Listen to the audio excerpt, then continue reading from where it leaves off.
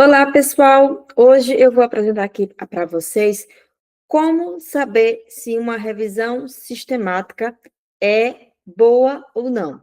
A gente vai ter uma escala específica que avalia as revisões sistemáticas, que é a escala AMSTA, mas ela é bem longa, então eu vou mostrar aqui uma forma simplificada e rápida de você identificar se uma revisão realmente vale a pena ler ou não. Primeiro, vamos explicar o que é uma revisão sistemática. Ela é o estudo dos estudos. Então, ela vai combinar vários estudos, por exemplo, randomizados, vários ensaios clínicos randomizados, e vai compilar esses resultados e realmente fazer uma avaliação mais aprofundada da eficácia, por exemplo, de determinada intervenção. Porque se eu tenho o resultado de um estudo, eu tenho ali só aquele grupo de pacientes que foi avaliado naquele estudo. Quando eu junto com mais outros estudos similares, eu consigo ter uma visão melhor sobre a eficácia daquele tratamento. Então, não é à toa que as revisões sistemáticas estão no topo da pirâmide das evidências. Porém, nem toda revisão a gente pode confiar, é boa, então a gente vai aprender a fazer essa análise juntos, e eu trouxe aqui uma revisão para a gente demonstrar isso na prática. Essa revisão aqui é uma revisão com meta-análise, então a gente vai ter revisões sistemáticas sem meta-análises ou revisões sistemáticas com meta-análises. A meta-análise, ela acontece quando os estudos, eles são homogêneos, similares, e a gente consegue compilar esses resultados porque a metodologia dos estudos foram parecidas. A gente vai aprender a avaliar isso mais à frente também. Então, o primeiro ponto que a gente precisa identificar aqui na revisão sistemática é se eles foram, se foi publicado o estudo de forma prospectiva, ou seja, antes registrado no Próspero. Então, aqui em métodos, a gente vem aqui na metodologia e ele tem que dizer, ó, o protocolo do estudo, ele foi registrado de forma prospectiva no Próspero. Então, isso já é um bom sinal em relação à revisão, tá? Possa ser que os autores, eles não têm um conhecimento tão aprofundado para esse tipo de estudo e eles acabam não fazendo, ou por algum outro motivo, pela metodologia, não quiseram fazer esse registro prospectivo, o que perde a confiança um pouco da metodologia, ou da revisão, tá bem? Então, ponto positivo aqui para esta revisão. O segundo ponto que a gente vai ter que avaliar são os critérios de elegibilidade para saber quais foram os estudos incluídos. Nesse caso aqui, foram incluídos apenas ensaios clínicos randomizados. Só que a gente precisa saber também se os estudos incluídos eram bons ou ruins. Porque eu posso ter uma revisão muito bem feita, metodologicamente falando, mas se os estudos incluídos foram apenas estudos ruins, a gente não pode levar em consideração os resultados dessa revisão, porque a gente pode ter mudanças nesses resultados quando melhores estudos forem feitos. E a gente precisa ter isso informado aqui na revisão, nessa aba de risco de viés, avaliação do risco de viés dos estudos. Então, se são ensaios clínicos randomizados, a gente tem que ver o risco de viés lá pela escala Pedro, tem vídeo sobre ensaios clínicos randomizados, sobre a escala Pedro também, ou utilizando a escala Risk of Bias, como foi essa aqui, ó, a utilizada da Cochrane. São as duas escalas que a gente utiliza para avaliar a qualidade dos ensaios clínicos randomizados. Então, uma boa revisão com ensaios clínicos randomizados tem que ter avaliação do risco de viés para a gente saber se os estudos incluídos são bons ou ruins. Outra coisa que tem que trazer dentro de uma boa revisão sistemática é a qualidade da evidência, porque a gente vai, a partir da abordagem da grade, saber se aquela evidência tem um nível de recomendação moderada, alta ou baixa. Se eu tenho vários estudos ruins, normalmente o nível de recomendação ela é baixo. Se eu tenho estudos bons com baixo risco de viés, então boa qualidade metodológica, a gente vai ter uma recomendação mais alta. Então, uma boa revisão sempre traz também a qualidade da evidência. tá? E ele aqui foi até mais além, porque ele também trouxe a relevância clínica, ou seja, o efeito para ser realmente clinicamente relevante, para a gente poder aplicar na nossa prática clínica, e apenas se tivesse um aumento de 20% de melhora entre os grupos baseados nos valores iniciais. Então, ele traz ainda esse outro ponto aqui, esta revisão, que é muito boa, em relação à relevância clínica. Metodologicamente falando, essa é uma revisão muito boa, tá? Então, aqui nos resultados, eu vou precisar avaliar justamente o risco de viés desses estudos. Nessa revisão, essa revisão aqui, ela avaliou a eficácia das manipulações de alta velocidade e baixa amplitude, os thrushes, as manipulações em pacientes com radiculopatia, tanto cervical como lombar, e o risco de viés dos estudos foram que dos 11 estudos incluídos, 9 tinham alto risco de viés. Ou seja, a gente não tem bons estudos individuais, né? Bons ensaios clínicos randomizados acerca dessa intervenção para esta população. Então, o resultado desta revisão, a gente tem que avaliar com cautela, porque os estudos incluídos, boa parte deles tem alto risco de viés. Então, já fica aqui uma pulguinha atrás da orelha.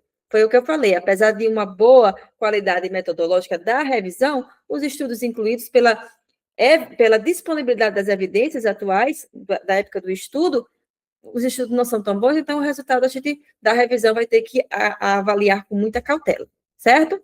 Próximo passo que é importante avaliar numa revisão sistemática é justamente o efeito do tratamento. No caso aqui, o efeito do tratamento na dor e na incapacidade, eles também avaliaram na qualidade de vida, tá? E na amplitude de movimento. Por que isso aqui é importante? Porque se você está buscando saber sobre essa determinada intervenção para esse grupo de pacientes em relação à dor, e os estudos só avaliaram a amplitude de movimento, não serve para você, tá? Então, é por isso que é importante também a gente saber o que foi avaliado nesses estudos, quais foram os desfechos avaliados nesses estudos, e normalmente a gente vai ter sempre na tabela 1 a característica dos estudos incluídos, com o estudo que foi realizado, a população avaliada, então aqui a gente vai ter radiculopatia cervical, radiculopatia lombar, as intervenções realizadas, algumas características aqui em relação aos participantes e os desfechos também medidos, tá? Inclusive aqui também a frequência das medições, logo após o tratamento, com 48, com 72 horas, por exemplo, nesse primeiro estudo. Então, aqui a gente vai ter uma visão geral desses estudos incluídos. O próximo passo agora vai ser fazer a interpretação do forest plot. Então, as revisões sistemáticas com meta-análise, normalmente eles trazem esse quadro aqui, que é o gráfico de floresta. O que é importante a gente ver aqui? Ó, aqui a gente vai ter os estudos incluídos de Young 2012, Zhu 2005, Zhu 2009. A gente vai ter a quantidade de participantes em um grupo, a quantidade de participantes no outro grupo, tá? E a gente vai ter esse gráfico aqui de floresta, que é um resumo desses números aqui. O quadradinho verde que vocês estão vendo é em relação ao peso daquele estudo na meta-análise. Quanto maior o quadradinho, quer dizer que o peso daquele estudo foi maior. Normalmente também está relacionado ao tamanho da amostra, tá? Quanto mais peso, mais significativo foi aquele estudo na meta-análise. Quanto menorzinho, menor foi o peso do estudo. Aqui, para radiculopatia cervical, a gente vai ter 3 estudos incluídos. E vocês também veem que tem uma linha horizontal, que é em relação ao intervalo de confiança. Quanto menor essa linha, melhor. Quanto maior essa linha, pior foi o estudo.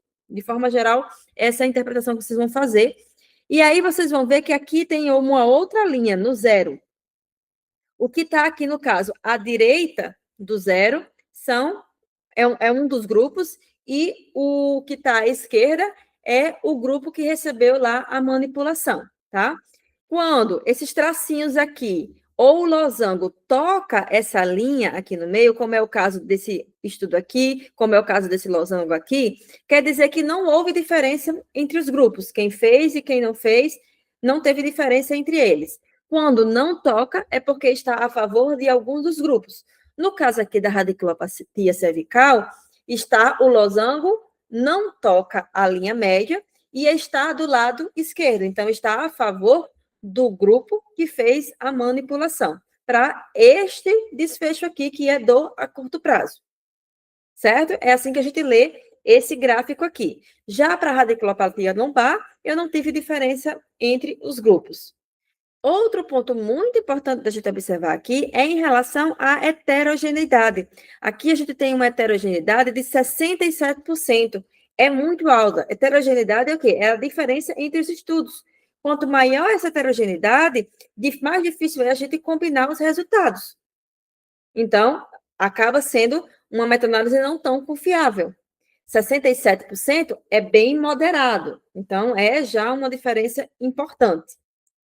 Quando a gente vem aqui para outros desfechos, por exemplo, a gente vai ter uma heterogeneidade de 0%, o que, deixa eu baixar aqui melhor para vocês verem, está bem pequenininho, que já é melhor, 0% aqui. A gente vê mais uma vez os estudos, teve um estudo aqui com um quadradão maior, ou seja, o peso nessa meta-análise foi maior para esse estudo. Vocês veem que o losango não toca a linha aqui central. O losango, gente, é o resultado de todos os estudos, então é para ele que a gente olha, o losango, tá certo? Porque é o que vai dar o resumo geral dos estudos. Então, aqui ele não toca e está do lado direito, então a favor desse grupo aqui para essa avaliação desses estudos, radiculopatia lombar, tá bem? Essa sigla aqui, vou dizer para vocês o que é, são os pacientes que realizaram a manipulação e também a mobilização lombar, tá? Então, tá a favor desse grupo, comparado a quem só fez a manipulação. Vamos ver mais um gráfico para a gente ficar mais craque ainda? Aqui, ó, eu tenho uma heterogeneidade super alta, 81%. Acima de 75% é muito alto. Então, a gente também não pode confiar muito nesses resultados da meta-análise em si, por essa diferença de metodologia entre os estudos. A gente vê aqui que, vamos lá, o losango, que é quem a gente tem que olhar, tá? Bater o olho no losango, ele não toca o 0, então quer dizer que está a favor do grupo de manipulação, nesse caso aqui, que está à esquerda. Porém, a gente sabe que os estudos incluídos, eles têm uma alta também, um alto risco de viés. Então, é um outro ponto aí que vai fazer a gente não confiar muito nos resultados, porque a evidência atual disponível, esse aqui foi um estudo de 2025, foi de agora, outubro de 2025, super recente, a gente ainda não tem bons estudos com boa qualidade metodológica para justificar o uso ou recomendar o uso, por exemplo, das manipulações em pacientes com radiculopatia. E é assim que a gente faz a interpretação rápida de uma revisão sistemática para saber se vale a pena ou não ler os resultados. Porque se a gente não tem esses pontos, gente, não percam seu tempo lendo a revisão, porque os resultados não são confiáveis, você não vai conseguir guiar a sua prática clínica a partir do estudo em questão, por exemplo, do estudo que vocês estão avaliando com uma má metodologia. Espero que tenha ajudado vocês.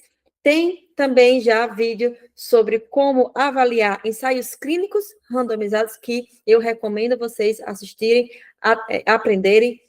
É bastante informação, então assistam de novo esse vídeo até vocês ficarem bem craques, tá? Aproveita enquanto está assistindo o vídeo, ou reassistindo, pega uma revisão sistemática, faz junto essa análise para que fique cada vez mais fácil de vocês aprenderem a como avaliar, analisar uma revisão sistemática.